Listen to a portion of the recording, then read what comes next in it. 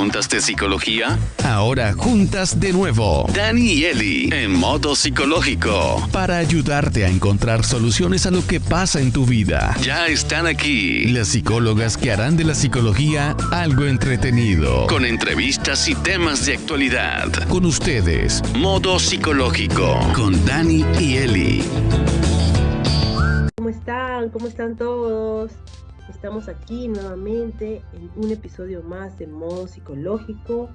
El día de hoy tenemos una invitada así entre comillas, porque en realidad ella es de casa, ella es nuestra querida Elizabeth. Tenemos el día de hoy un tema muy interesante con la psicóloga Elizabeth Santos. Les comento un poco de ella.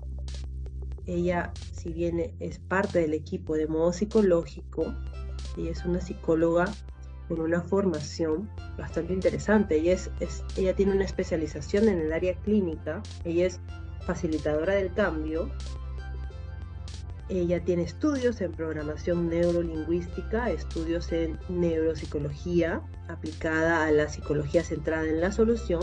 Actualmente pues es co-creadora de Modo Psicológico, este espacio psicológico donde se transmite podcast acerca de psicología, y es una apasionada de la escritura y de las comunicaciones, y la conocemos siempre por su frase, ¿no? Suelta, sana, vamos a crecer juntos. Hola Eli, ¿cómo estás? Hola a todos los oyentes de Modo Psicológico. Bueno, sí, hoy me toca a mí. Bueno, vamos a hablar de un tema bastante interesante, bastante tocado también, y que muchas personas pidieron que toquemos, así que hoy vamos a tocarlo y yo voy a ser la encargada de poder aclarar todas sus dudas. El tema con el que Eli nos va a educar el día de hoy es el famosísimo TDA, el trastorno de déficit de atención con hiperactividad. Así que yo creo que sobre todo muchos papitos, muchas mamitas, muchos cuidadores de niños han escuchado esto. Así que empecemos. Eli. Sí, vamos a entrar al mundo pues de las personas neurodivergentes, ¿no? Es importante tener conocimientos para saber cómo enfrentar ante esta condición. Es un tema bastante interesante, bastante importante también tomar en cuenta, porque muchas personas lo padecen y no están diagnosticadas. En todo caso, el diagnóstico oportuno de esta condición es importante para poder manejarlo desde la raíz. Ya, perfecto. Entonces, retomándolo, ¿nos podrías dar alguna definición de trastorno de déficit de atención con hiperactividad? TDAH, por sus siglas, es trastorno de déficit de atención e hiperactividad. Y según la Organización Mundial de la Salud, el TDAH es un desorden neurobiológico. Cabe resaltar que se encuentra dentro de los trastornos del neurodesarrollo, con síntomas prevalentemente de inatención, impulsividad e hiperactividad. Presentemente en la infancia principalmente, y es lamentablemente de orden crónico, frente a los cuales pues una persona que padece de este trastorno pues se encuentra involucrado el ámbito social, personal, familiar y emocional. Pero por otro lado, ¿qué nos dice el DSM-5, la edición número 5 del Manual Diagnóstico de Trastornos Mentales? Los mencionan que como un desorden prevalentemente del desarrollo, caracterizado por un patrón persistentemente de síntomas conductuales, también de inatención, hiperactividad e impulsividad. Además, ellos mencionan, el DSM-5, que existe una alteración en las funciones ejecutivas. Pero ¿qué es lo que se encarga de las funciones ejecutivas? Se encarga es la habilidad, es la parte donde se encuentra prevalentemente las habilidades para organizar y para realizar una actividad, y esa parte se encuentra alterada, y esto se encuentra con mayor intensidad o con mayor frecuencia en la infancia. Ahora, hay una prevalencia que si hay un niño diagnosticado con TDAH en su infancia, obviamente hay una prevalencia de porcentajes de hasta un 80% puede prevalecer estos síntomas hasta la adolescencia, y hay un 60% que puede prevalecer hasta la adultez. ¿ok? Eso también depende mucho de la dinámica familiar y de la intervención temprana. De que hoy en día, después de estudios minuciosos, ya no se habla solamente de una afectación netamente conductual, sino ya ha habido hallazgos por resonancias magnéticas funcionales, donde han podido determinar que hay una hiperactividad prevalentemente en el hemisferio derecho del cerebro, justamente afectada el área de las funciones ejecutivas. Pero quiero mencionar que las funciones ejecutivas, ¿de qué se encarga? Se encarga de la memoria de trabajo, o sea, la memoria a corto plazo, el control inhibitorio tanto de las conductas como de las emociones. También se encuentra en las funciones ejecutivas la atención, la flexibilidad cognitiva, la anticipación, la toma de decisiones, la planificación y el razonamiento. O sea, encuentra bastantes características funcionales de esta área, ¿no? De las funciones ejecutivas. Y eso tenemos que tomar en cuenta porque se encuentra alteradas las estructuras cerebrales en dicha área. También quiero mencionar las actualizaciones en cuanto a la denominación del TDAH. Si bien es cierto, el TDAH es muy conocido por sus siglas, ¿no? TDAH por muchos años, pero este concepto, esta denominación fue evolucionando en décadas. Y cabe resaltar que hoy en día, en la actualidad, ya no se menciona como TDAH, sino ahora se llama trastorno por déficit de atención y comportamiento perturbador, y ya se incluyó a los adolescentes y a los adultos. Antiguamente se mencionaba que esta condición o este trastorno solamente se encontraba prevalentemente en la infancia, pero con estudios y nuevos hallazgos pues se ha podido determinar que hay una prevalencia en la adolescencia y en la adultez. Bastante información. ¿Cuáles son las causas? ¿No se nace con ese trastorno? ¿Se genera en el tema del desarrollo? ¿Cómo una persona llega a tener TDAH? Claro, es importante saber las causas.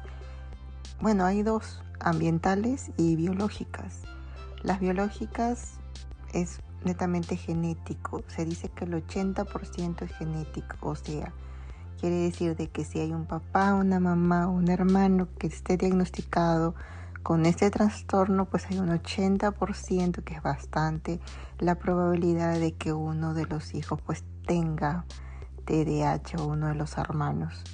Y también dentro de lo biológico se encuentran los neurotransmisores que por resonancia magnética funcional pues se vio una hiperactividad justamente en el área prefrontal del hemisferio derecho, como se los mencioné hace un instante, y obviamente pues ahí se encuentra afectada los neurotransmisores, y principalmente son dos, la dopamina y la noradrenalina, donde se encuentra pues una irregularidad.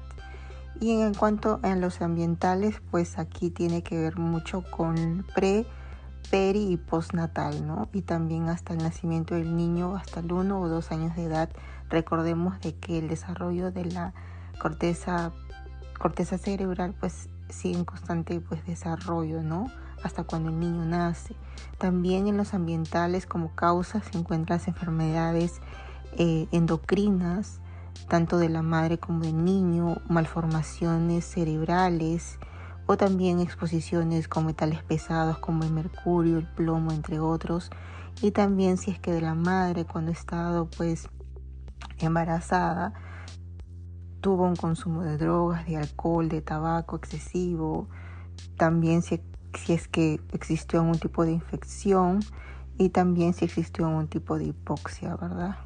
Y algún tipo de accidentes ya cuando el niño ha nacido. Entonces estas podrían ser las causas que puedan determinar si es que estamos frente pues a un trastorno de déficit de atención e hiperactividad.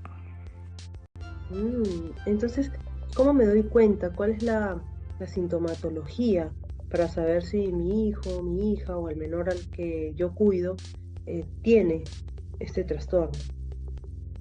Mira, las tres básicas por los criterios diagnósticos, tanto de el Manual Diagnóstico Estadísticos de Trastornos Mentales, el DSM-5 actual, y el CIE-10, mencionan básicamente tres, que es la inatención, la impulsividad y la hiperactividad.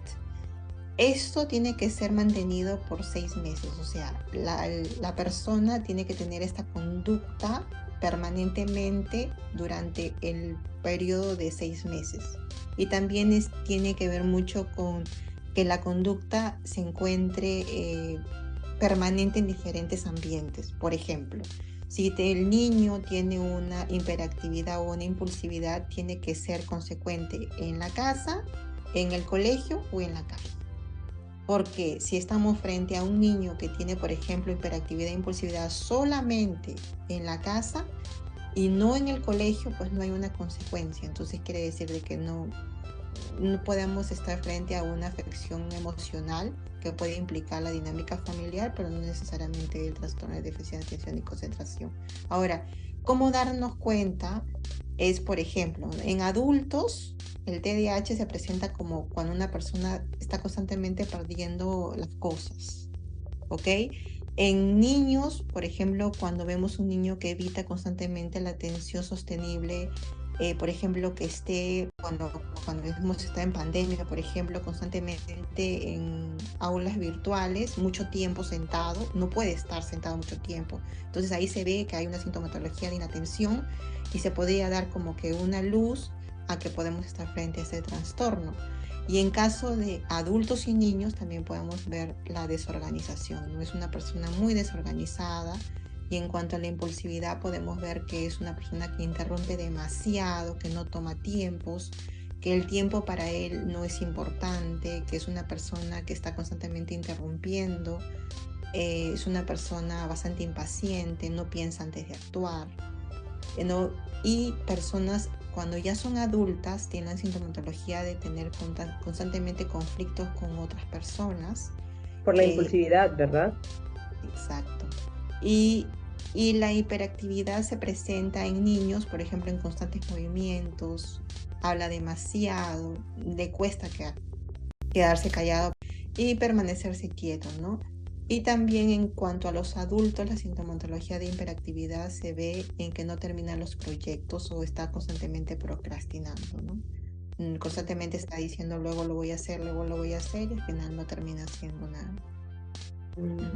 Esas son formas en las cuales nos podríamos dar cuenta que posiblemente nos encontramos ante este trastorno, ¿no? No es que mi niño, mi menor sea malcriado, no quiera hacerte caso, que hay algo pasando en su cerebro, la información que está desarrollando esta clase de conductas, ¿verdad?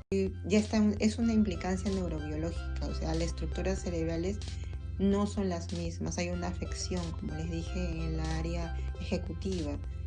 Bueno, seguimos aquí en modo psicológico aprendiendo más del TDAH con Eli, que psicóloga Elizabeth Santos, que nos está explicando, nos está haciendo comprender mejor esta condición, este trastorno. Bueno, después de entender las formas, ¿no? De poder darme cuenta que quizás el niño que tengo a cargo, mi hijo, mi hija, tiene posiblemente un trastorno de déficit de atención con hiperactividad, yo tenía una pregunta. Personalmente, he tenido niños en consulta con este diagnóstico, pero que no tienen hiperactividad. Entonces, quería saber si una persona que es diagnosticada con un trastorno de déficit de atención con hiperactividad tiene necesariamente que tener hiperactividad, o es que hay tipos, subtipos, hay grave, leve, moderado, que son... Claro, respondiendo a tu pregunta, obviamente sí, hay tipos. Hay tipos y también tenemos que especificar la gravedad actual en ese momento del trastorno. Entonces voy a explicar los tipos, luego voy a hablar de gravedad y luego vamos a responderte a tu pregunta, básicamente de la persona que fue a consulta, ¿no? Y con el diagnóstico previo, pero no presenta las características o los criterios de impulsividad y hiperactividad, ¿ok? Bueno, en los tipos hay 3. El subtipo inatento, hay el subtipo impulsivo hiperactivo y el subtipo combinado, ¿no? El combinado quiere decir que es la combinación de los 2 subtipos anteriores. O sea, hay una persona que tiene inatención, impulsividad e hiperactividad juntas. ¿Ok? Bueno, hasta ahí quedó claro. Ok. Ahora tenemos que especificar la gravedad actual, o sea, en ese momento del trastorno. Y obviamente se va a especificar así, como leve, moderado y como severo. La severidad o si encontramos algo moderado o algo leve es obviamente si es que reúne más características de los criterios basado al Manual Diagnóstico de Trastornos Mentales o el CIE-10 también, especificar las características, el checklist que nosotros le decimos, ¿no? Y también obviamente los hallazgos, ¿no? Tanto en el área de familiar del mismo paciente y en caso si estamos hablando de niños también en el área pues escolar, ¿no? En la escuela, y estamos hablando de adultos como es la área tanto familiar, personal y en su trabajo. Y para responder tu pregunta, obviamente pues estaríamos presuntamente en un tipo un TDAH en subtipo inatento. En cuanto a los grados, pues sí existe el grado severo, el grado moderado y el grado leve, ¿no? Es dependiendo si reúne más sintomatología y también si hay una comorbilidad, se puede decir que existe, se podría decir o especificar como una gravedad severa. Si existe de repente solamente el TDAH más no una comorbilidad y no existen muchas sintomatologías, se puede decir que estamos específicamente un TDAH, pero de grado leve. Ok, así.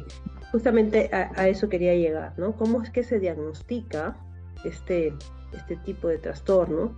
Y si este trastorno puede venir acompañado de alguna otra enfermedad o condición, de lo que nosotros conocemos como comorbilidades. Sí.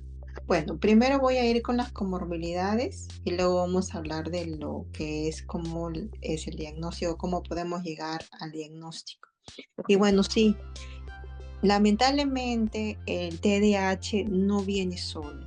En la mayoría de casos siempre viene con una comorbilidad.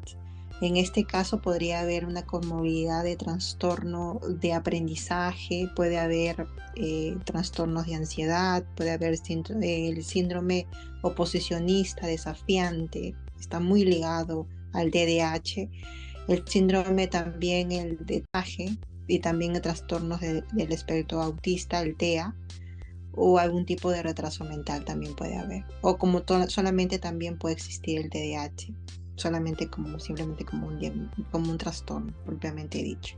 Bueno, y en cuanto trastorno. Así es. Y en cuanto a la evaluación, existe innumerables pruebas para poder evaluarlo. Realmente tenemos que hacer bastante minuciosos en cuanto al diagnóstico del TDAH, porque es un trastorno crónico.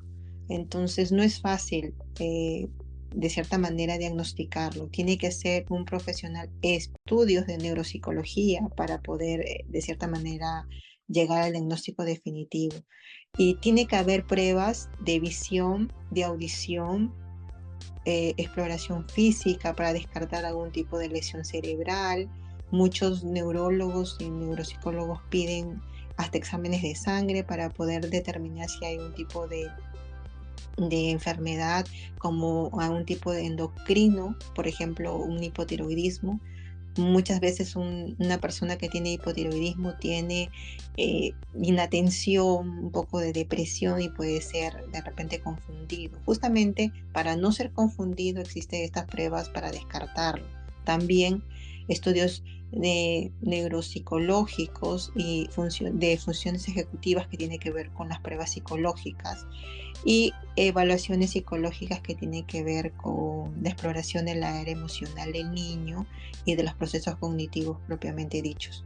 También tiene que haber una evaluación pedagógica y pruebas de aprendizaje. También es importante la evaluación del coeficiente intelectual del niño y eso se puede aplicar con las escalas de Wechsler, que con el WIS, exacto, para ver la evaluación del coeficiente intelectual.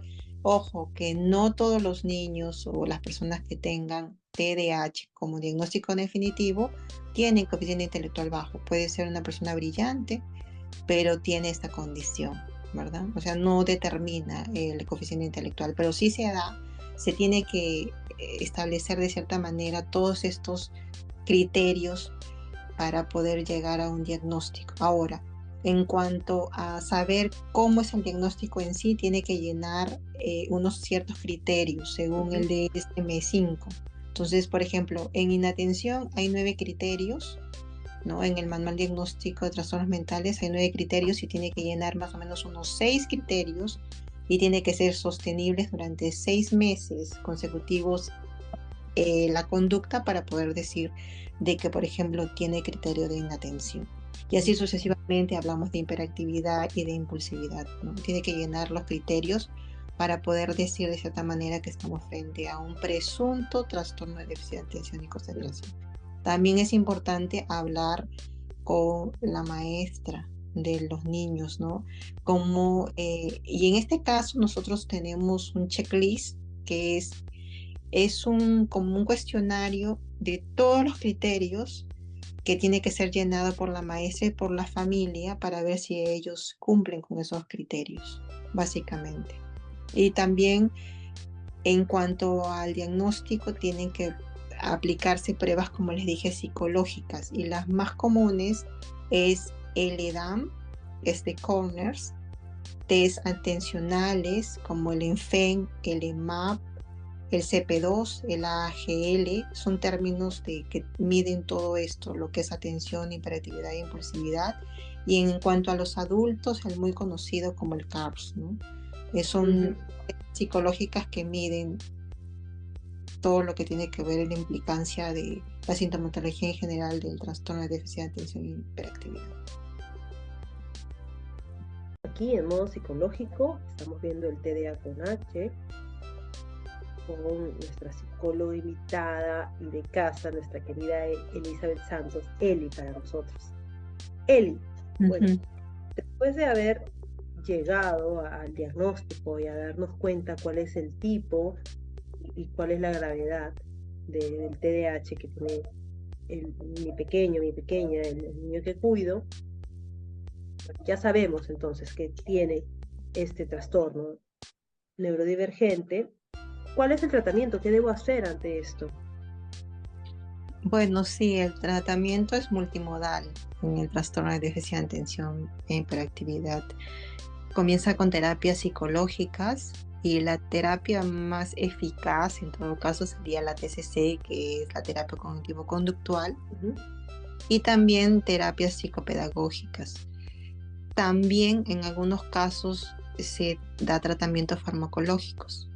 Ok, pero voy a ir más... ¿Debe ser medicado el niño? ¿Debe ser medicado todo niño con trastorno de déficit de atención con hiperactividad o simplemente con TDA?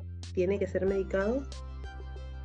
No todos los niños son medicados, o no todas las personas en general pueden ser medicadas, solamente cuando existe un grado severo y en la tipología en cuanto al subtipo combinado. Pero los medicamentos o el tratamiento farmacológico es el metilfelinato, que es más conocido comercialmente como la Ritalina, o la atomoxetina, que también es de cierta manera que puede ayudar, ¿no?, en cuanto a la regulación de los neurotransmisores.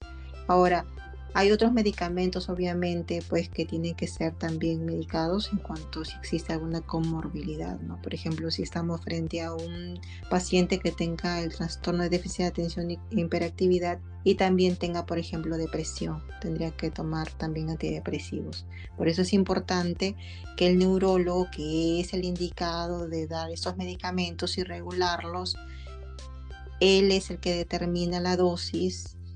Y también tiene que comentar cuáles son los efectos secundarios, porque sí existen efectos secundarios al tomar.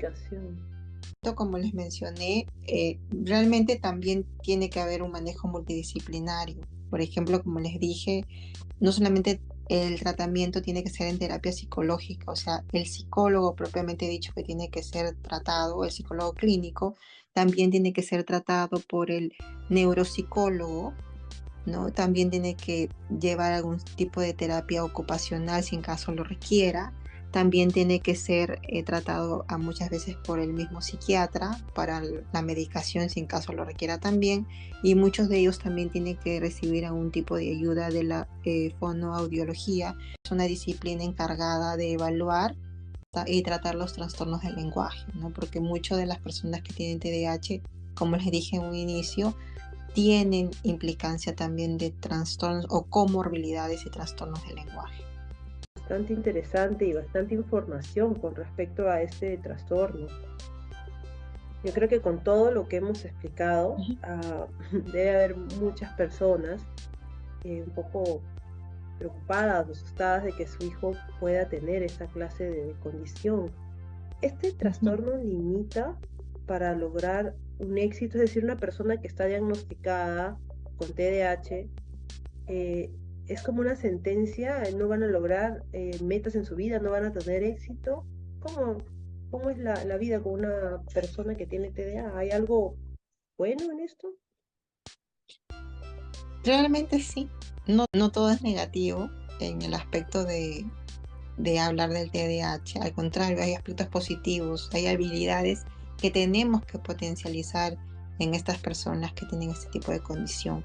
Existe talentosísimas personas exitosísimas en nivel mundial que tienen este padecimiento, como por ejemplo Einstein, Bill Gates, Will Smith, también el jugador de la NBA y también Michael Jordan. Hay muchos personajes exitosos que han logrado el éxito profesional y tienen el trastorno de diagnóstico del TDAH.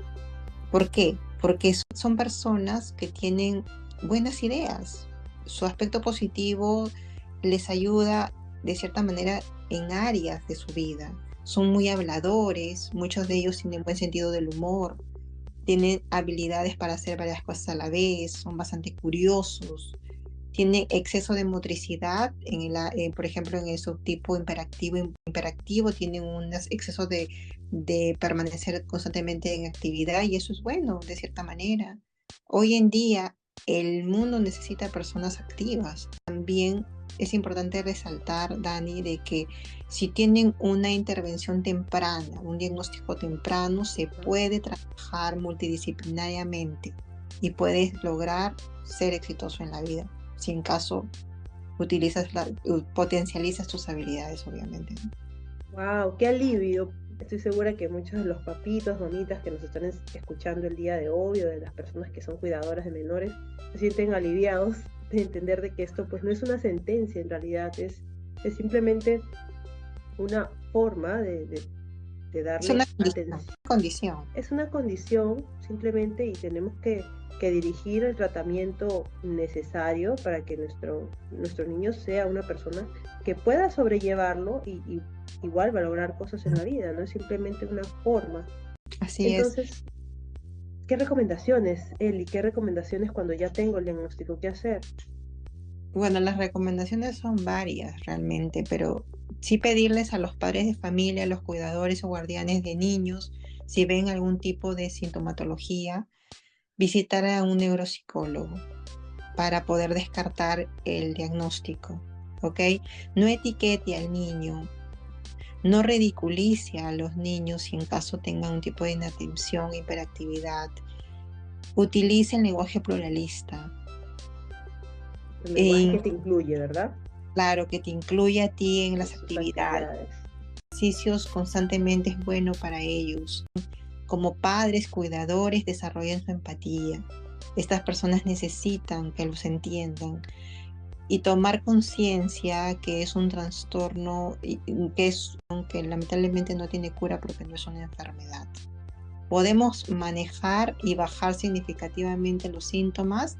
Sí, se puede. Les recomendaría de que también busquen programas tecnológicos. Por ejemplo, muy bueno es el SyncroLab, así lo pueden buscar como aplicación que te ayuda y te da luces de lo que es el TDAH.